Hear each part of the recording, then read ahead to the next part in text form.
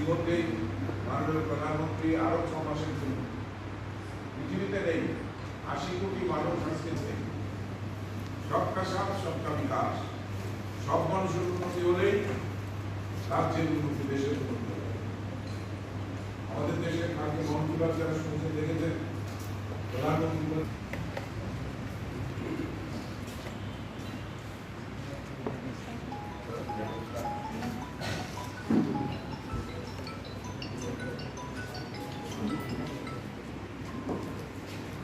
Gynae is also here. তো আজকে এই শুভ সকালে এখানে আমাদের স্থানীয় সেন্ট জোসেফ হসপিটাল থেকে যে স্বাস্থ্য শিবিরের আয়োজন করা হয়েছে, এতে উপস্থিত আছেন আমাদের বিভিন্ন রোগের যে ডাক্তারবাবুরা।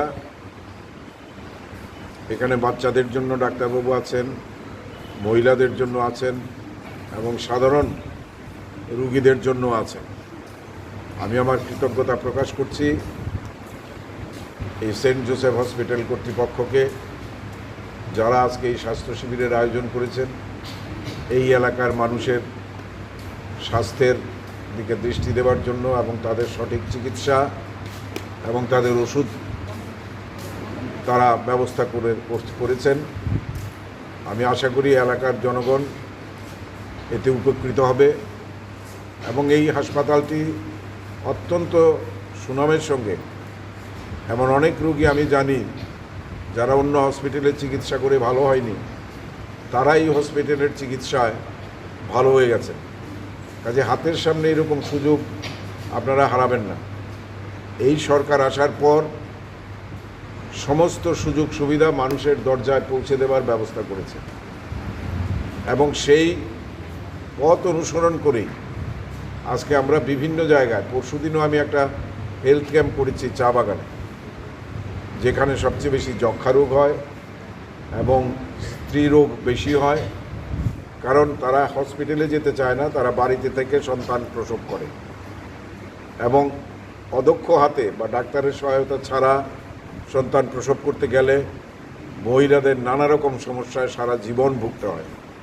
সেই দিকে লক্ষ্য রেখে আমরা বিভিন্ন পঞ্চায়েতে ঘুরে ঘুরে আমরা এই স্বাস্থ্য শিবিরগুলোর আয়োজন করছি।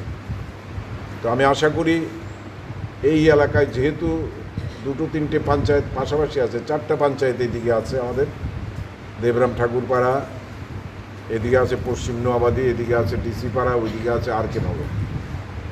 তো আপনারা এত ভালো একটা হসপিটাল আছে, তার সুফল আপনারা নিতে পারেন। অযথা জীবিতে বা ওই টিএমসিতে বা আইজিএমে দৌড়দৌড়ি না করে এখানে আপনাদের ঘরের পাশে এই হাসপাতালের সুযোগগুলো আপনারা গ্রহণ করলে আপনারাই উপকৃত হবেন। আর অনেক সময় আমি দেখি, আগে তো লাইনে যেতে হতো, মিছিলে যেতে হতো, স্লোগান করতে হতো। এখন ঘরে বসে আপনি ঘর পাচ্ছেন, পানীয় জল পাচ্ছেন, শৌচালয় পাচ্ছেন, বিভিন্ন ধরনের বেনিফিশিয়ারি আপনি ঘরে বসেই পাচ্ছেন। এই জন্য আপনাকে কোনো পার্টির পতাকাও ধরতে হয় না, স্লোগানও দিতে হয় না, রাস্তায়ও মিছিল করতে হয় না এবং কোনো হিংসার আশ্রয় নিতে হয় না। তো এটা একটা পরিবর্তিত ত্রিপুরা।